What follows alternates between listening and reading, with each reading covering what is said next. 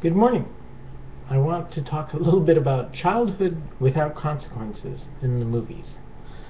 I watched a movie recently, and I don't want to tell you the name of it because I don't want to encourage people to see it. But they had a child in the film, who I must have been about 9 years old, something like that, who would just act up and do horrible things, irresponsible things, sometimes even cruel things, and often disgusting things, and everybody else in the movie would just kind of throw up their hands and say, "Oh, he did it again," or "Oh, he's your little brother," or or "You gotta take care of him, you gotta watch out for him." But nobody punished the child. And I'm not talking about, beatings and horrible punishments, but there were no repercussions for the child at all. He was just this little brat, and everybody just laughed it off. And in the end, you were supposed to think like, "Oh, what a madcap, crazy kid." And I ended up fast forwarding through the second half of the movie because I couldn't stand it. And it was mostly because this little brat was basically being glorified.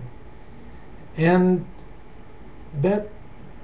that's a good way to end up with a society full of psychopaths. There should be repercussions. And again, I'm not talking about beatings or sending people to bed without any supper. When I was a teacher for a short time. Another teacher who was quite wise and quite respected by the students as well as by her fellow teachers, she took me aside and she said, the most powerful thing that you can say to a child is, "I am disappointed in you. I expected better. And I believe you can do better, and I'm sad that you're not." And that was profound, and that changed my way of dealing with young people of all ages.